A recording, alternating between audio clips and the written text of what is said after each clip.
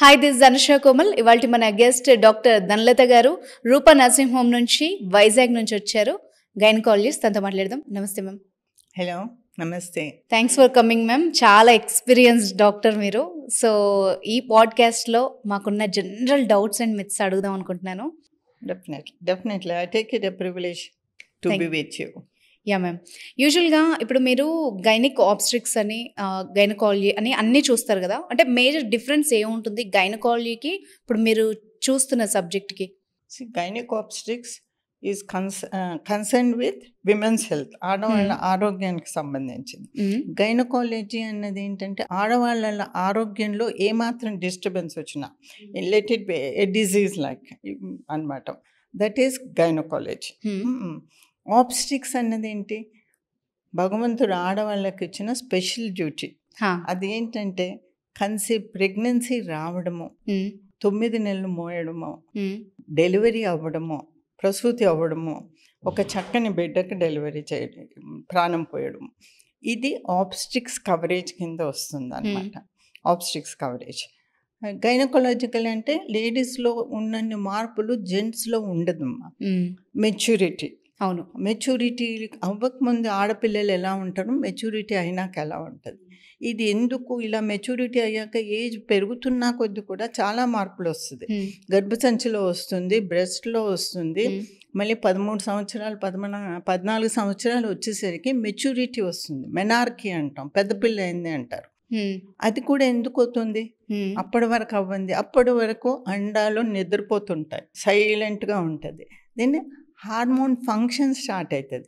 అది కూడా ఆడవాళ్ళలో హార్మోన్ ఫంక్షన్ రిథమ్ లాగా స్టార్ట్ అవుతుంది. అంటే ఫస్ట్ 0 స్టేటస్ నుంచి స్టార్ట్ అయ్యి 15 రోజులు హార్మోన్స్ పెరుగుతుంది. సడన్గా అంటున్నారా?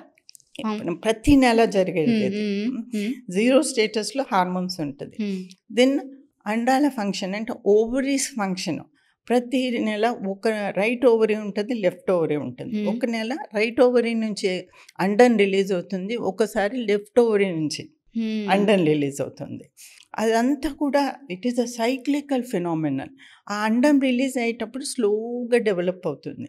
అప్పుడు హార్మోన్స్, ఆ ఓవరీస్ హార్మోన్స్ ఇస్తుంది, స్లోగా హార్మోన్స్ పెరిగేసి 15వ రోజు అండం రిలీజ్ అయినప్పుడు హయ్యెస్ట్ పీక్ ఆఫ్ హార్మోన్స్ ఉంటాయి, ఫెమినైన్ హార్మోన్స్. అలాగా ఒక 2-3 డేస్ ఆ అండం వెయిట్ చేస్తుంది. దేని గురించి వెయిట్ చేస్తుంది, ప్రెగ్నెన్సీ వస్తుందా లేదా అని. ప్రెగ్నెన్సీ రాకపోయేసరికి 15 డేస్ హార్మోన్స్ కిందికి జారిపోతుంది. ఆ 15th డేకి 0 స్టేటస్కి వస్తుంది, అప్పుడు మెన్సెస్ వస్తుంది. So that is the rhythm అనమాట. ఒకవేళ ఆ 15th డే ప్రెగ్నెన్సీ వస్తే hormones will reach the sky, ఆకాశాన్ని అంటుకుంటుంది హార్మోన్స్ 9 నెలల్లో అలా పెరిగి. And that is a protection to the baby. ఇదంతా miraculous changes in a women. ఆడవాళ్లకు భగవంతుడు ఇచ్చిన స్పెషల్ డ్యూటీస్ అంటాను నేనైతే. కానీ మ్యామ్, వీటి వల్ల మనలో తెలియని ఎన్నో చేంజెస్, అంటే ఫిజికల్గా, మెంటల్గా ఎన్నో చేంజెస్ ఉంటాయి. Before pregnancy, after delivery. So అవన్నీ కూడా ఎట్లా చూడాలి? ఫస్ట్ పిల్లలు మెనార్కి అటెండ్ చేస్తారు. ఆ పిల్లలకు ఫస్ట్ మెంటల్గా ఏం జరుగుతుంది వాళ్ళ శరీరంలోని చిన్న హింట్ ఇవ్వాలి. డప్పులు వాయించేసి బాజాలు కొట్టేసి ఫంక్షన్స్ చేయడం తగ్గించాలి. అదొక ఫిజియలాజికల్ చేంజ్, వాళ్ళ ఒంట్లో వచ్చిన న్యాచురల్ మార్పు. ఈ మార్పు వచ్చినాక వాళ్ళకు కొన్ని జాగ్రత్తలు తీసుకునేటట్టు వాళ్ళని మెంటల్లీ ప్రిపేర్ చేయాలి పేరెంట్స్. మళ్ళీ అప్పటి నుంచి మెనార్కి వచ్చినప్పటి నుంచి ఒక చిన్న అమ్మాయిని చూడండి, ఎన్ని మార్పులు వస్తాయి. నాట్ ఓన్లీ ఫిజికల్ గ్రోతే కాదు, ఎవ్రీ మంత్ మెన్స్ట్రువల్ సైకిల్ రావడము, ఎనీ చేంజెస్, బ్రెస్ట్ చేంజెస్ రావడము, ఎన్నో మార్పులు వస్తుంది ఆడవాళ్ళని. ఈ మార్పులన్నీ సహజం. ఈ మార్పులు అటైన్ అయినాక then they will reach this thing. అది నెక్స్ట్ ఫెనోమెనల్.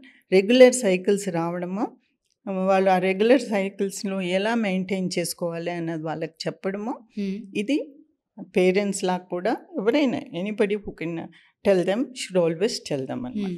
భయపడకూడదు. How should they deal in the society. ఈ మార్పులు వచ్చినాక they should know how they should conduct themselves in society. As a doctor, we see so many cases. అలాంటివన్నీ చిన్నపిల్లలకు జరగకుండా ఉండాలంటే parents and teachers should take yes and guide them properly. అది menarche నుంచి ఒక ఏజ్ వచ్చేసరికి, ఇంకా ఒక ఏజ్ వచ్చినాక నెక్స్ట్ స్టెప్ లేడీస్లో ఏమవుతుంది, మ్యారేజ్ అవుతుంది. దెన్ అది అయిపోయినాక ఏంటవుతుంది, child bearing function. So child bearing function ఉన్నప్పుడు లేదమ్మా చాలా హార్మోన్స్ అవన్నీ కూడా మామూలు వాళ్ళకి అలా హార్మోన్స్ వేస్తే బ్రతకలేరు. ప్రెగ్నెన్సీలో ఆ హార్మోన్స్ అన్నీ అలా ఉంటుంది, బోల్డ్ మార్పులు చేర్పులు అన్నీ వస్తాయన్నమాట.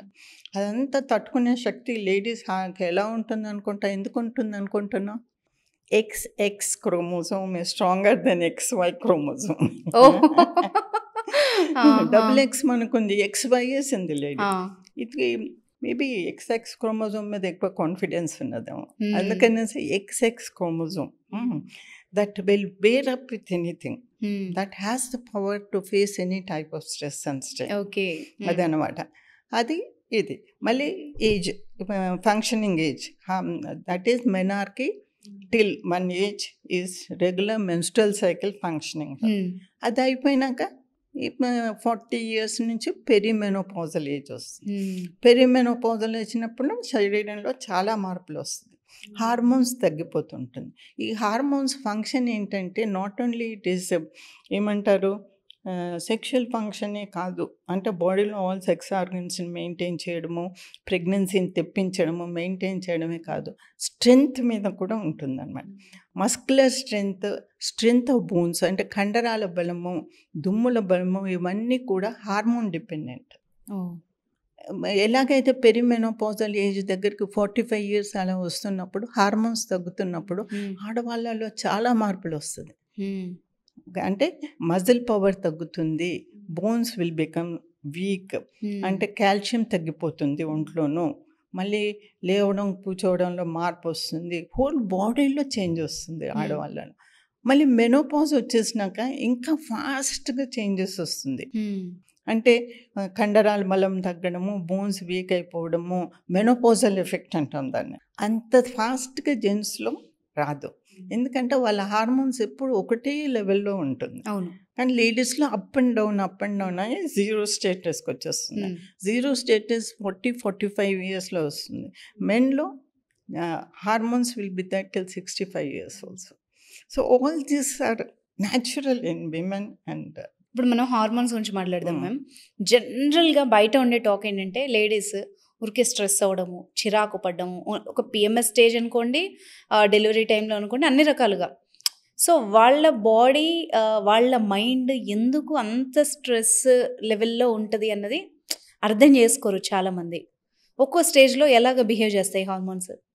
ఫస్ట్ మెచ్యూర్ అయినప్పుడు పిల్లలు ఏదో భయపడిపోతారు, ఏదో శరీరంలో మార్పు వచ్చేస్తుంది, what's happening to us, blood వచ్చేస్తుంది, ఏమవుతుంది, మళ్ళీ కొంతమంది పిల్లలకి కడుపులో నొప్పి వచ్చేస్తుంటుంది, డిస్మెనోరియా అంటాం.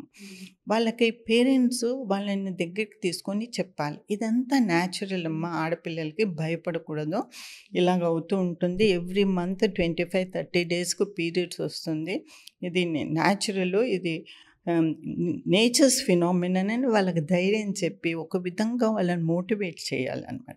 మోటివేట్ చేసేసి లైన్లో పెట్టాలి, అది యంగ్ ఏజ్లో అనమాట. యాజ్ ఏజ్ అడ్వాన్సెస్ యూత్ ఉన్నన్ని రోజులు స్ట్రాంగ్గానే ఉంటాం అంతే. మళ్ళీ ప్రెగ్నెన్సీ, మ్యారేజ్ అవుతుంది, మ్యారేజ్ అయినాక ప్రెగ్నెన్సీ అంటాం. ప్రెగ్నెన్సీ వచ్చినప్పుడు చాలా చేంజెస్ వస్తుంది, దానికి కూడా లేడీస్ ఏ విధంగా తట్టుకోవాలంటే, ఈ రోజుల్లో ఇప్పటికీ కూడా లేదమ్మా, ఇమీడియట్గా ఎవరు డాక్టర్స్ని కాంటాక్ట్ చేయడం లేదు.